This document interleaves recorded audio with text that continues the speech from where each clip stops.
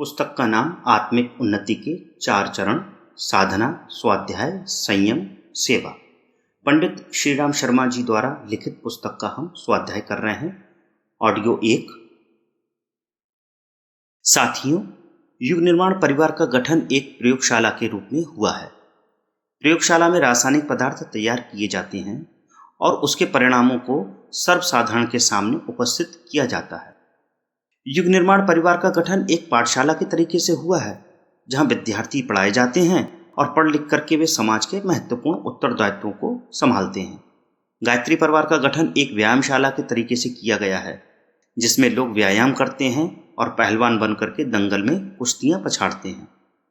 युग निर्माण परिवार का गठन नर्सरी के तरीके से किया गया है, जिसमें छोटे छोटे फलदार पौधे तैयार किए जाते हैं और यहाँ पैदा होने के बाद दूसरे बगीचों में भेज दिए जाते हैं, जहाँ बड़े बड़े उद्यान बगीचे बनकर तैयार होते हैं।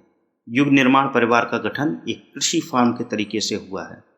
कृषि फार्म में छोटे छोटे प्रयोग गन्ने के, सोयाबीन के, अमुक के, तमुक के किए जाते हैं और उसके जो निष्कर्ष निकलते हैं वे सब लोगों को मालूम पड़ते हैं और उसी आधार पर वे अपने अपने कृषि कार्य को आरंभ करते हैं। व्यक्तियों के निर्माण के एक प्रयोगशाला के रूप में, पाठशाला के रूप में, व्यायामशाला के रूप में, नर्सरी और कृषि फार्म के रूप में युग निर्माण परिवार का गठन किया गया है। हम चाहते हैं कि व्यक्ति बदल जाए और ऊंचा उठे, क्योंकि हम समाज को ऊंचा उठाना चाहते हैं, समुन्नत बनाना चाहते हैं। आखिर समाज है क्या? समाज व्यक्तियों के समूह मात्र हैं। व्यक्ति जैसे होंगे वैसा ही तो समाज बनेगा। समाज कोई अलग चीज नहीं है, वर्ण व्यक्तियों के समूह का नाम है। इसलिए व्यक्तियों को श्रेष्ठ बनाने का मतलब है समय को अच्छा बनाना, और समय को अच्छा बनाने का मतलब है युग के प्रभाव को बदल देना। युग का प्रभाव बदल देना अर्थात समाज को बदल देना। समाज को बदल देना अर्थात व्यक्तियों को बदल देना। यही हमारा उद्देश्य है। इसी क्रियाकलाप के लिए और इसी परिवर्तन के लिए हम लगे हुए हैं। और युग परिवर्तन का जो नारा लगाते हैं उसका मतलब ही ये है कि हम युग बदलेंगे, समाज बदलेंगे और व्यक्ति बदलेंगे। बदलने के लिए हम व्यापक क्षेत्र में प्रयोग नहीं कर सकते, अतः छोटे क्षेत्रों में हम प्रयोग करते हैं, ताकि इसकी देखा देखी, इसका अनुकरण करते हुए अन्यत्र भी यही परंपराएं चलें, अन्यत्र भी इसी तरीके से क्रियाकलाप चालू किए जा सकें। बाहर की परिस्थितियां मन की स्थिति के ऊपर निर्भर हैं। मन जैसा ही हमारा होता है, परिस्थितियां उसी के अनुरूप बनना शुरू हो जाती हैं। हम इच्छाएं करते हैं, इच्छाओं से हमारा मस्तिष्क काम करता है, मस्तिष्क की गणनाओं से शरीर काम करता है। मस्तिष्क और शरीर दोनों ही हमारी अंतरात्मा की अंतःकरण की प्रेरणा से काम करते हैं। इसीलिए जरूरत इस बात की पड़ी कि हमारी आंतरिक आस्थाओं को, आंतरिक मान्यताओं को, निष्ठाओं को परिवर्तित कर दिया जाए, तो जीवन का सारा ढांचा ही बदल जाएगा। मनुष्य के सामने असंख्य समस्याएं हैं और उस असंख्य समस्याओं का समाधान केवल इस बात पर टिका हुआ है कि हमारी आंतरिक स्थिति सही बना दी जाए। दृष्टिकोण हमारा गलत होता है तो हमारे क्रियाकलाप गलत होते हैं, और गलत क्रियाकलापों के परिणाम स्वरूप जो प्रक्रियाएं होती हैं, जो परिणाम सामने आते हैं, वे भयंकर दुखदायी होते हैं, कष्टकारक होते हैं। कष्टकारक परिस्थितियों के निवारण करने के लिए आवश्यक है कि मनुष्य चिंतन और दृष्टिकोण बदल दिया जाए, परिष्कृत कर दिया जाए। यही है हमारे प्रयास, जिसके लिए हम अपनी समस्त शक्ति के साथ लगे हुए हैं। मनुष्य के आंतरिक उत्थान, आत्मिक उत्कर्ष, आत्मिक विकास के लिए क्या करना चाहिए और कैसे करना चाहिए, इसका समाधान करने के लिए हमको 4 बातें तलाश करनी पड़ती हैं। इन्हीं 4 चीज़ों के आधार पर हमारी आत्मिक उन्नति टिकी हुई है, और वे 4 आधार हैं: साधना, स्वाध्याय, संयम और सेवा। ये चारों ऐसे हैं जिनमें से एक को भी आत्मोत्कर्ष के लिए छोड़ा नहीं जा सकता। इनमें से एक भी ऐसा नहीं है जिनके बिना हमारे जीवन का उत्थान हो सके। चारों आपस में अविच्छिन्न रूप से जुड़े हुए हैं, जिस तरीके के कई तरह की चौकड़ियां आपस में जुड़ी हुई हैं। मसलन बीज 1, जमीन 2, खाद 3, पानी 4। चारों जब तक नहीं मिलेंगे कृषि नहीं हो सकती, उसका वर्णन संभव ही नहीं है। व्यापार के लिए अकेली पूंजी से काम नहीं चल सकता, उसके लिए पूंजी 1, अनुभव 2, वस्तुओं की मांग 3, ग्राहक 4। इन चारों को आप ढूंढ लेंगे तो व्यापार चलेगा और उसमें सफलता मिलेगी। मकान बनाना हो तो उसके लिए ईंट, चूना, लोहा, लकड़ी, इन चारों चीज़ों की जरूरत है। चारों में से एक भी चीज़ अगर कम पड़ेगी तो हमारी इमारत नहीं बन सकती।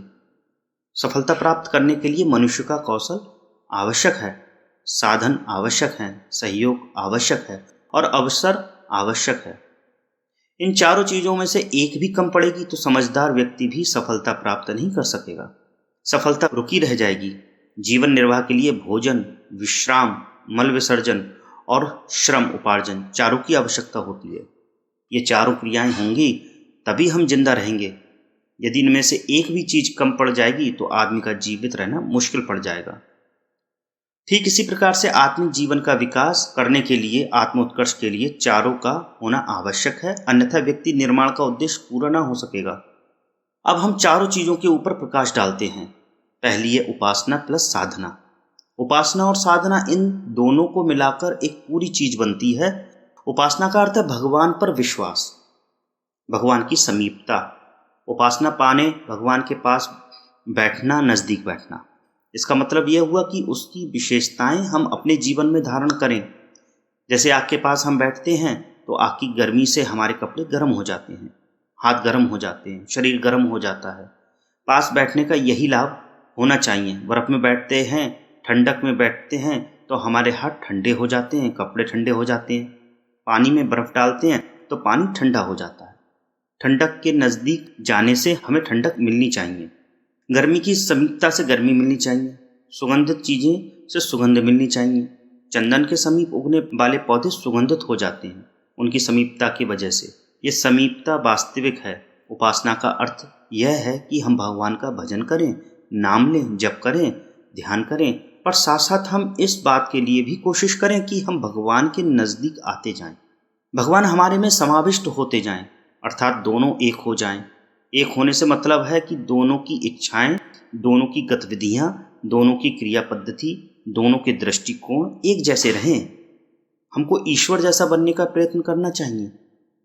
ईश्वर जैसा बने, न कि ईश्वर पर हुक्म चलाएं और उनको ये आदेश दें कि आपको ऐसा करना चाहिए, आपको किसी भी हालत में हमारी मांगें पूरी करनी चाहिए। उपासना का तात्पर्य अपनी मनोभूमि को इस लायक बनाना है कि हम भगवान के आज्ञानुवर्ती बन सकें, उनकी संकेतों के इशारे पर अपनी विचारना और क्रिया पद्धति को ढाल सकें। उपासना भजन इसलिए किए जाता है। साधना का अर्थ है अपने गुण, कर्म, स्वभाव को साध लेना। वस्तुतः मनुष्य 84 लाख योनियों में घूमते घूमते उन सारे के सारे प्राणियों के कुसंस्कार अपने भीतर जमा करके लाया है जो मनुष्य जीवन के लिए आवश्यक नहीं है बल्कि हानिकारक हैं। तो भी स्वभाव के अंग बन गए हैं और हम मनुष्य होते हुए भी पशु संस्कारों से प्रेरित रहते हैं और पशु प्रवृत्तियों को बहुधा अपने जीवन में कार्यान्वित करते रहते हैं। इस अनगढ़पन को ठीक कर लेना, सुगढ़पन का अपने भीतर से विकास कर लेना, कुसंस्कारों को पिछली योनियों के कारण हमारे भीतर जमे हुए हैं उनको निरस्त कर देना और अपना स्वभाव इस तरह का बना लेना जिसको हम मानवोचित कह सकें, साधना है। साधना के लिए हमको वही क्रियाकलाप अपनाने पड़ते हैं जो कि एक कुसंस्कारी बैल या घोड़े को सुधारने के लिए उनके मालिकों को करने पड़ते हैं।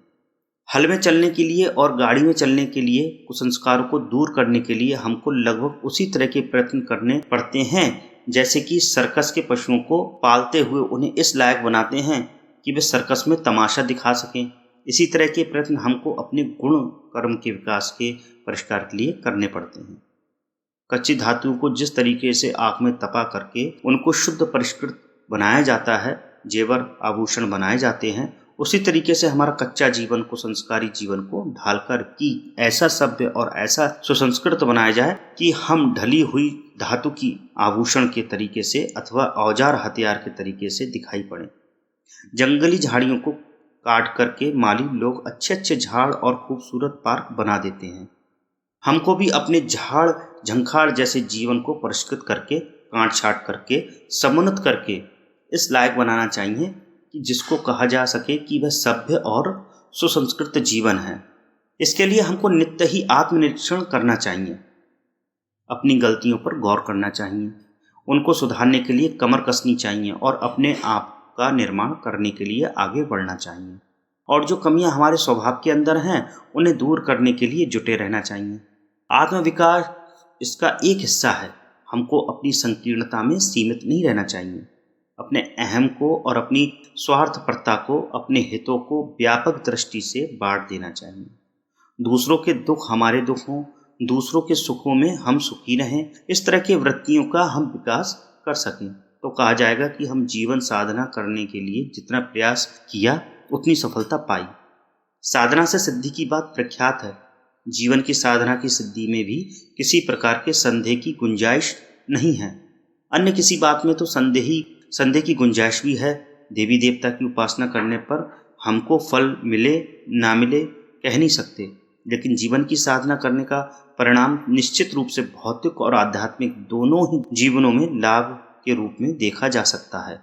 यह साधना के बारे में निवेदन किया गया।